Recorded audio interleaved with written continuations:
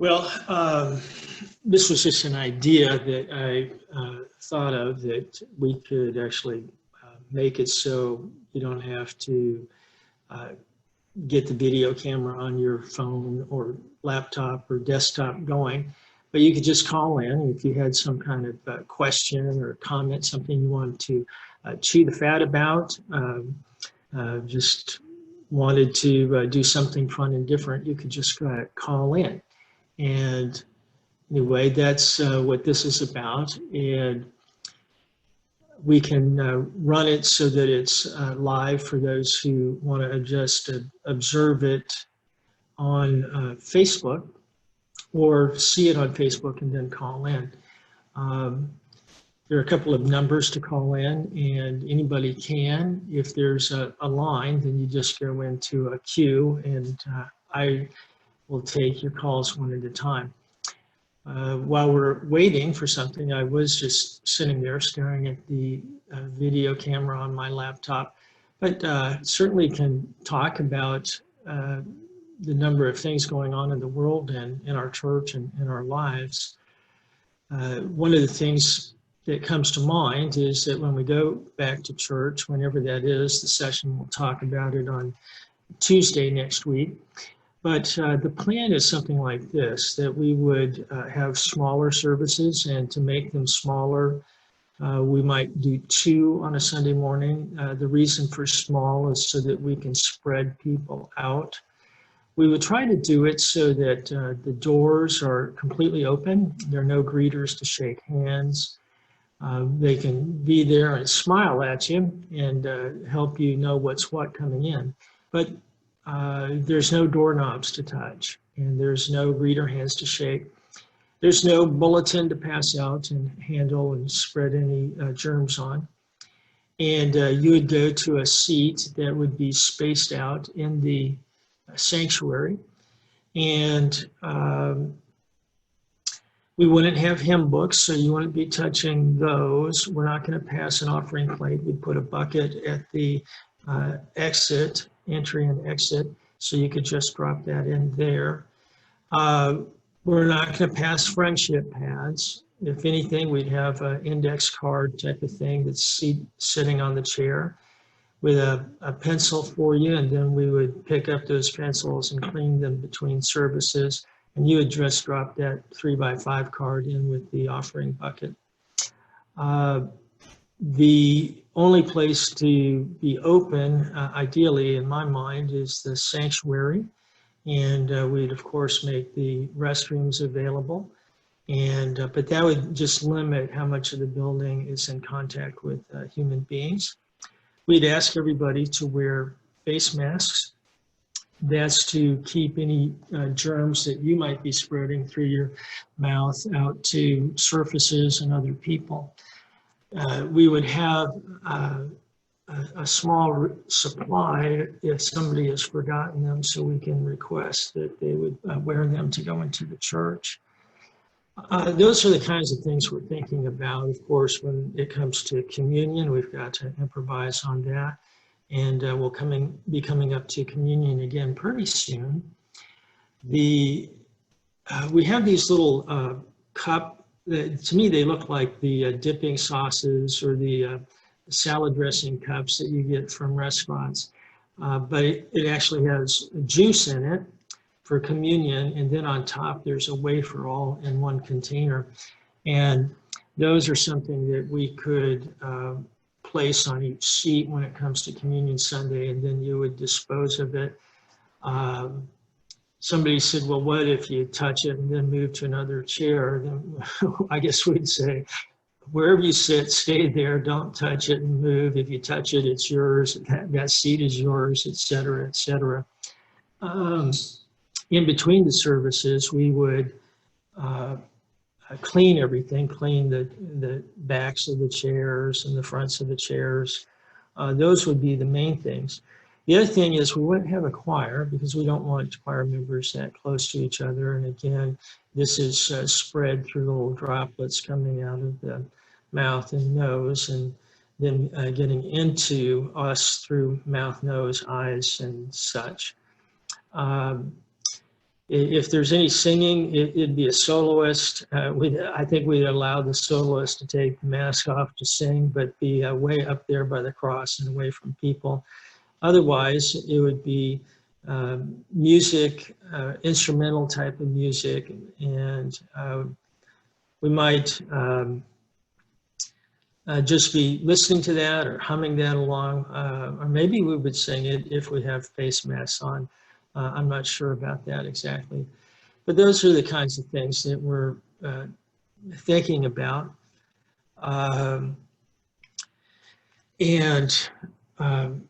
We're waiting and watching to see how the incidence level is affected by the opening up. We, in the whole country, were hoping that it would be in decline as we quarantined, or at least flattened out. And it seemed to modulate in a certain zone from the start to the finish. Now that the quarantine is lifted, will it continue the same? Will it go up? Will it go down? That's the kind of thing that only really time will tell. And it's only been a week, and we'll wait and see. We're, of course, wanting to make sure that our congregation, being older, feels safe and protected and isn't put in harm's way. We will continue to stream just like we're doing now, so that if somebody is concerned about coming to church in person, they can still access what we're doing through their internet and computer or smartphone. I think one of the things we're learning from this is that this technology is pretty doable for a small church like ours, and there's no reason we can't just keep doing this sort of thing all the way forward, even when we're back to meeting person to person.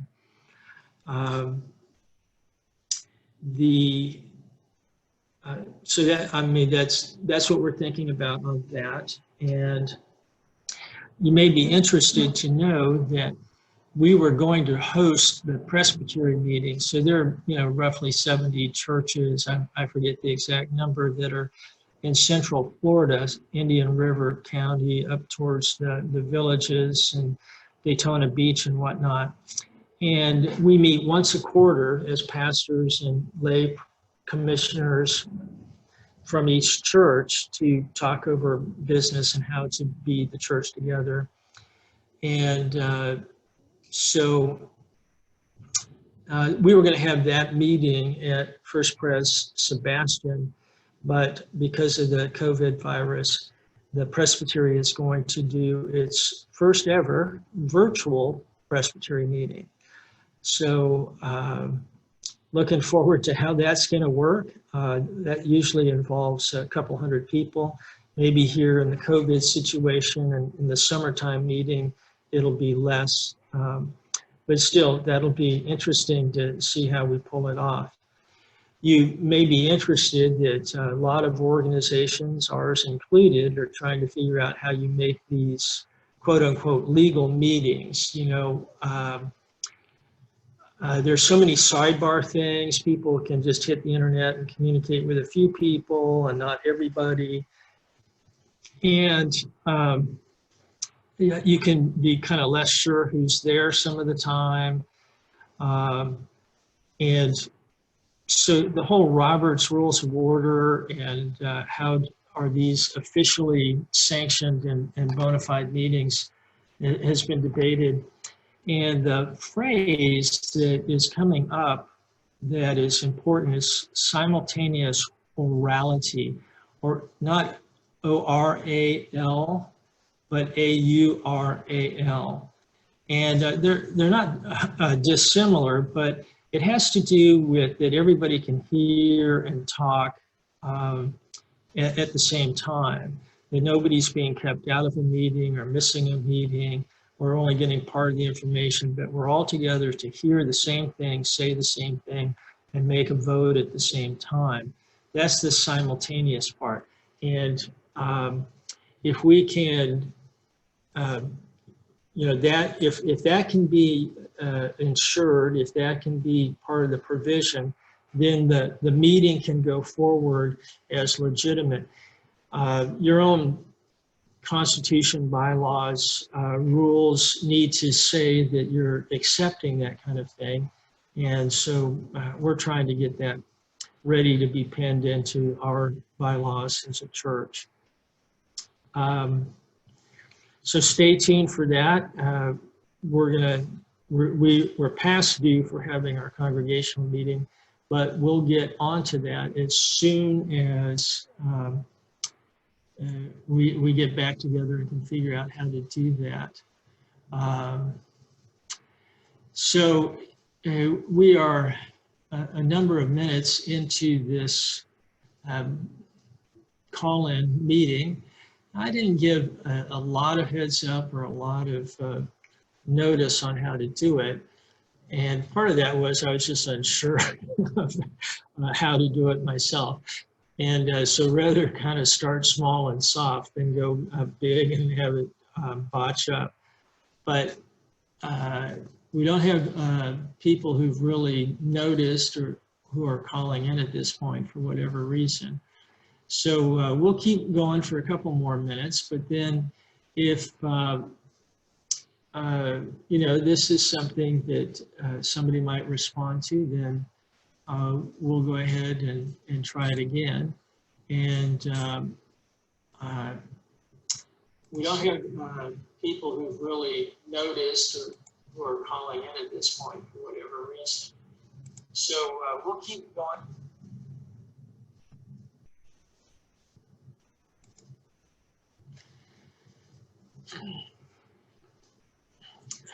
So I could do this. What would I call in and talk to myself about? So I says to myself, I've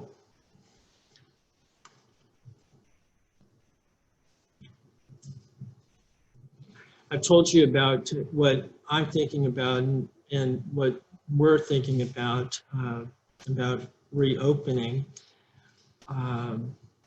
We're going to start that probably just with the service on Sunday morning. The more meetings we have, of course, the more surfaces, the more people coming in and out, and more traffic just means greater chances. So we'll start low and then we'll kind of open up and go further on.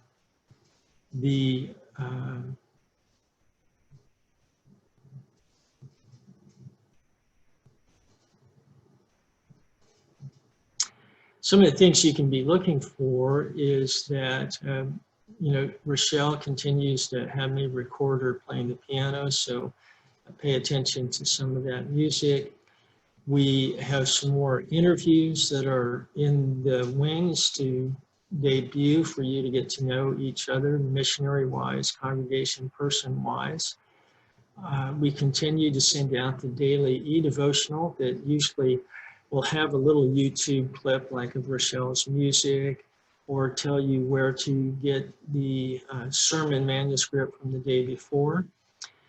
Speaking of sermons, that's usually a Sunday deal, and we have another Sunday service coming up.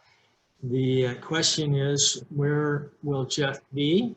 When I was raising the kids, there was a bedtime book or just an amusement book called Where's Waldo? And you'd be trying to figure out where in a very convoluted, detailed picture this main character was, and kind of hidden in plain sight. And so I feel like it's not Where's Waldo, but it's Where's Jeff.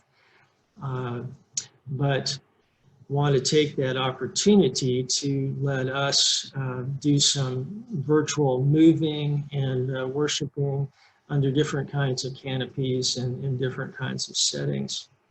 So be sure to tune in. The interest is not only in us being pointed Godwards, but inviting others to do that and to connect and to have some spiritual connection.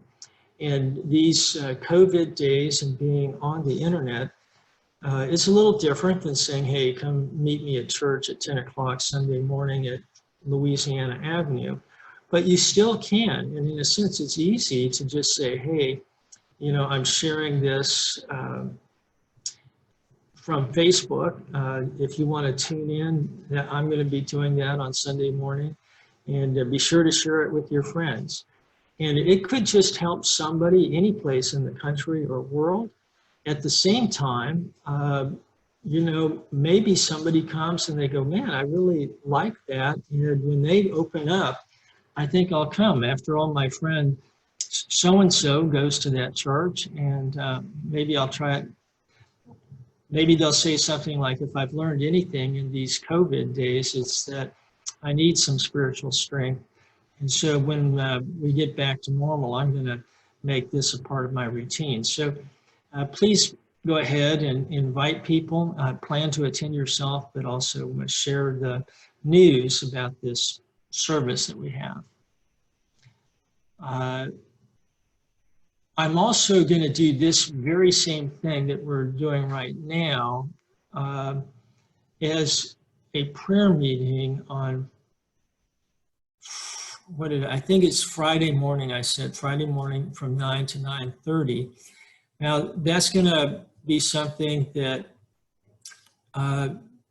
we will zoom in on, which is to turn on your microphone and video camera on your cell phone or on your laptop or desktop.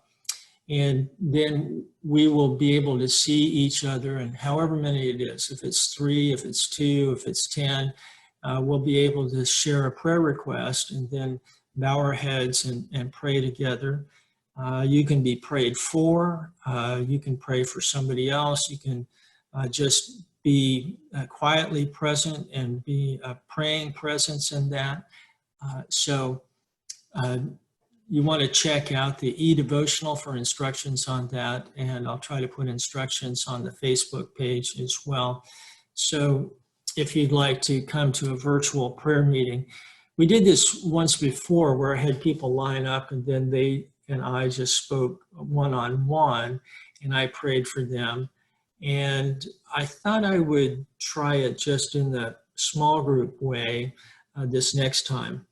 Probably next week, I will also give it a try as that come in one-on-one.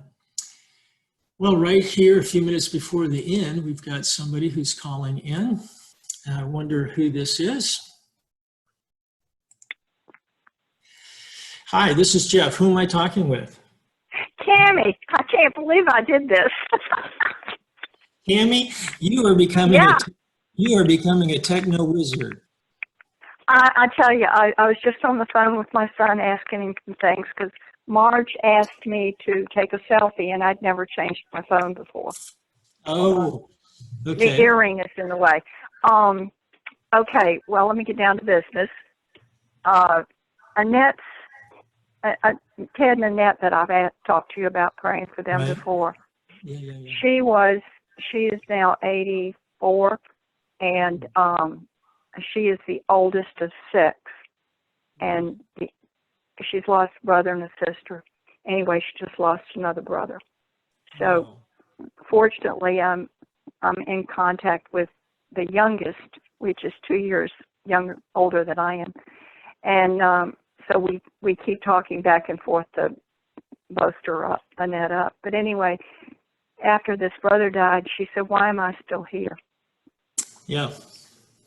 So I said very selfishly to help take care of me. She's my Jeopardy person that I talk to at 8 o'clock every night. Oh, okay. So she gets a chance to say anything she wants to me because I'm not her daughter and I'm not her sister. Yes. And whatever she wants to say to me is going to stay right here. There you go. So I just wanted to let you know that she's always on my prayer list, and thank you for having her on yours. Yeah, and you know, I'm so glad that you got somebody, and she's got somebody, like you said, who's not her sister or daughter, that she can talk with in a little different way, a little more frankly. I think we all need that. Well, once upon a time, remember when our extended families lived closer together, there may be, you know, when you were a teenager, there may be something that you didn't want to talk to your mom or dad about, but you would talk to Uncle Bill about or Aunt Betty about, because they were a step removed. They knew you, you knew them. and you could trust them to keep their mouth shut with your parents, you know. So it's good that we have those kind of relationships, and Annette has one of those with you. And that whole question of why I'm still here in an elderly congregation, that's one of the questions I've heard time and again. And, you know, it's hard when you're kind of the last of your family tree and you don't have relatives and you just feel like you ache and you're not good for much. And it's a hard question to answer, but you know, as long as we're here, if there's a way that we can show love and courage and faith in God, that's quite a bit right there. It may not be easy to do, and we may say, God, this is a long slog. I wish you would have taken me days or years ago. But as long as we can say, if I'm here and I have awareness, I'm going to try to do my best to be a praying and helping person, and to reach out to others and share myself with them. And it sounds like that's what Annette's doing, and I'm glad to hear that. Oh, she's a blessing to me, really. Well, make sure she hears that again and again. Okay, I'll be glad to. I can pass that along. My second question is, I came over to the food pantry today to give them some things. Yeah. And what I wanted to know was, well, they asked me if they wanted to put me on the list, and I said, no, I go to First Presbyterian here in Sebastian. And Right. He looked at me and he says, not Vero Beach or Pound Bay and whatever. You know, he starts listing all the other First Presbyterians. I said, First Presbyterian of Sebastian. And he said, right on. It was so funny. But do they keep a list for the church? Does the church get any credit for that, or acknowledgement, or whatever?